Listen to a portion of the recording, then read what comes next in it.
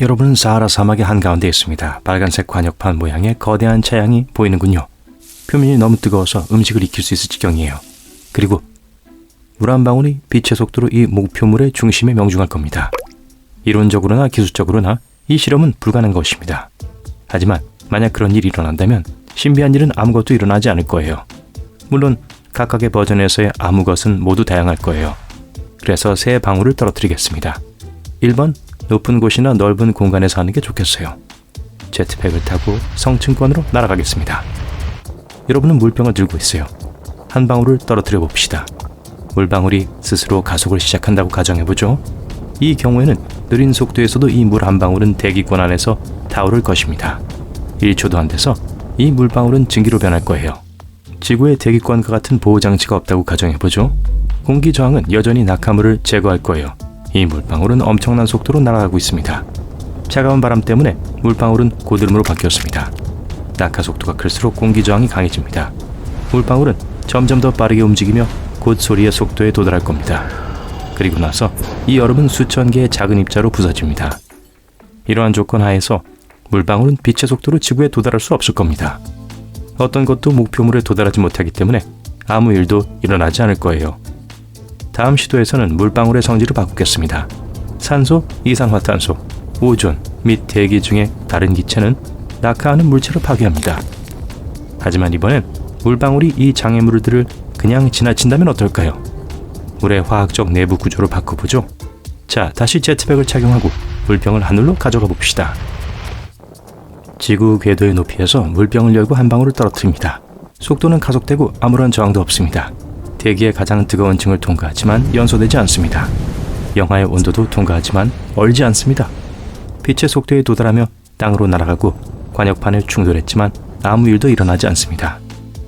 이 물방울은 광재라는 가벼운 입자의 특성을 지니고 있어요. 우리가 필요한 속도만큼 속도를 올리려면 이런 조건에서만 가능해요. 자동차, 집, 나뭇잎, 개미, 머리카락 하나, 모래알갱이, 분자 등 질량을 가진 물체는 빛의 속도에 도달할 수 없습니다. 질량이 없기 때문에 가벼운 입자만 가능한 시나리오죠. 무형의 물방울이 관역판의 중심에 떨어집니다. 그리고 다시 아무 일도 일어나지 않습니다. 세 번째 경우입니다. 과학자들은 낙하 속도를 필요한 속도까지 가속화하는 방법을 찾아냈어요. 또한 물의 분자 구성을 변화시켜 고온과 저온에 대한 내성을 높여야 합니다. 물방울이 손상 없이 빛의 속도에 도달하기 위해선 완벽한 진공 상태에 들어가야 합니다. 공기 저항도 없고 대기의 보호층도 없습니다. 우주와 물만 남았습니다. 이러한 실험을 성공시키려면 과학자들은 긴 파이프를 만들어야 합니다. 사하라의 중심부 같은 관역판 주변에 사람들은 과학센터를 지었어요. 여기서부터 파이프가 올라가야 해요. 높이는 대략적으로 국제우주정거장 ISS까지의 거리입니다.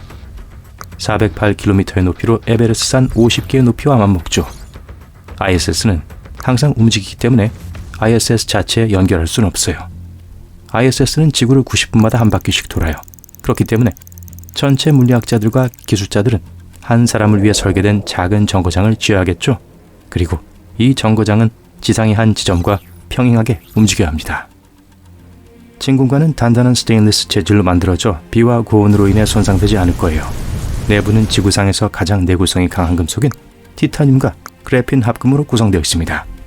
그리고 나서 헬리콥터 여러 대와 케이블의 도움으로 파이프는 직립 위치에 놓이게 되었고 작은 우주 정거장에 부착되었습니다. 파이프에는 공기를 펌프로 내보내고 내부 흐름을 차단하는 작은 펌프가 장착되어 있습니다. 물방울이 벽에 닿으면 안 되기 때문에 특별한 중력 판층도 설치되어 있습니다. 자기력과 음파의 힘을 이용하여 파이프 표면으로부터 물을 밀어내죠. 제트팩을 착용하고 내구성이 업그레이드된 물병을 가지고 정거장으로 날아갑니다. 흥분해서 손이 떨리고 있어요. 우주복 안에서 숨소리가 크게 들립니다. 병을 열고 살짝 기울여서 특별한 상자에 물방울 한 방울을 부었습니다. 이 상자 안에서 물방울은 빛의 속도까지 가속되는데 필요한 에너지가 충전됩니다. 자, 여행을 위한 준비가 되었습니다. 상자를 보고 눈을 감은 후 시작 버튼을 누릅니다. 물방울은 파이프 안에서 빠른 속도로 날아갑니다. 강력한 폭발 파동으로 인해 정거장 전체가 옆으로 밀려버렸어요. 낙하 속도가 빨라지더니 지구상에서 가장 강한 금속으로 만들어진 파이프가 아이스크림처럼 녹기 시작했어요. 지금 이 물방울의 에너지는 엄청난 양으로 작은 도시에 충분히 전기를 공급할 정도예요. 그리고 이제 이 낙하 속도는 초당 30만 킬로미터 빛의 속도에 도달했습니다. 파이프는 먼지로 변해버렸어요. 물방울이 땅에 떨어지든 안 떨어지든 상관없습니다. 왜냐하면 아무것도 존재하지 않을 테니까요. 말 그대로 자동차, 집, 들판, 바다, 컴퓨터, 비행기, 배, 꽃, 나무와 같은 모든 물리적인 물체들은 사라질 거예요. 가스, 공기, 전파, 전자파, 수십억 테라바이트의 디지털 정보와 같은 무형의 물체 역시 사라질 거예요. 으아, 정말 큰일이네요. 고함 소리, 음악 소리, 전화벨 소리 등 어떤 소리도 내거나 들을 수 없습니다. 빛은 사라지고 완전한 어둠이 찾아올 겁니다. 하지만 시간을 되돌려서 정확히 지금 무슨 일이 일어나는지 보겠습니다. 시간이 없기 때문에 효과는 없겠지만요. 시간이 한 방향으로 빠르게 흐르는 폭풍의 강이라고 상상해보세요. 그리고 이 강은 끝없는 구덩이에 빠져서 완전히 사라집니다. 이 모든 일이 일어난 것은 물 한 방울이 빛의 속도로 지구에 충돌했기 때문입니다. 물방울이 어느 정도의 속도에 접근하기 시작하는 순간엔 물의 성질이 잃습니다. 대신 우주에서 가장 강력하고 무거운 물체가 될 거예요. 이 물체에서 나오는 에너지는 수십만 킬로미터 안에 있는 모든 것들을 파괴합니다.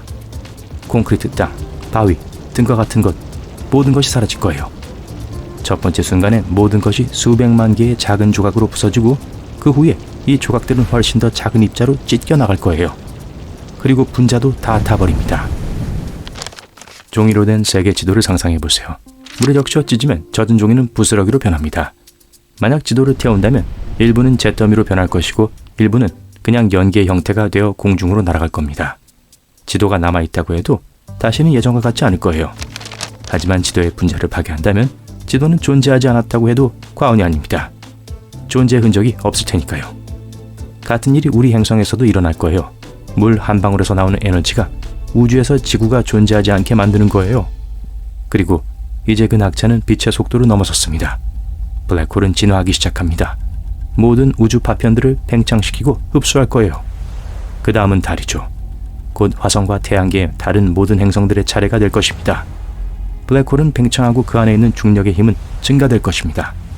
블랙홀은 행성들과 함께 빛을 흡수합니다. 이제 블랙홀이 태양에 점점 가까워지고 있습니다. 우리의 별은 마치 거대한 우주 분쇄기를 통과한 것처럼 빛의 조각으로 쪼개집니다.